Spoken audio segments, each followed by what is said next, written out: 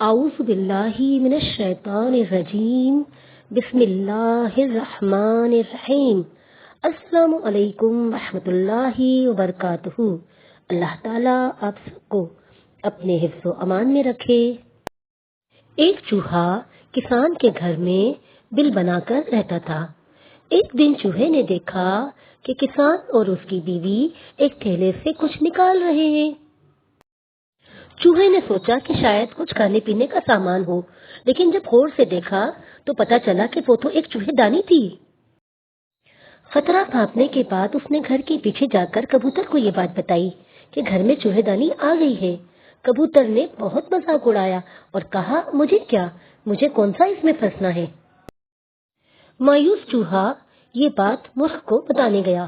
مرغ نے مذاق اڑاتے ہوئے کہا، جا بھیا، میرا مسئلہ نہیں۔ مایوس چوہے نے یہ بات بکرے کو بتائی اور بکرا ہنستے ہنستے لوٹ پوٹ ہو گیا۔ اسی رات چوہے دانی میں کھٹاک کی آواز ہوئی جس میں ایک زہریلا سانپ پھنس گیا تھا۔ اندھیرے میں اس کی دم کو چوہا سمجھ کر کسان کی بیوی نے اس کو نکالا اور سانپ نے اس کو ڈس لیا۔ طبیعت بگڑنے پر کسان نے حکیم کو بلایا۔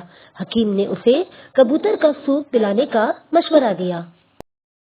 کبوتر ابھی برتن میں ابل رہا تھا۔ خبر سن کر کسان کے رشتہ دار ملنے آ پہنچے، جن کے کھانے کا انتظام کرنے کے لیے اگلے دن مرغ کو ذبح کیا گیا۔ کچھ دن بعد کسان کی بیوی مر گئی۔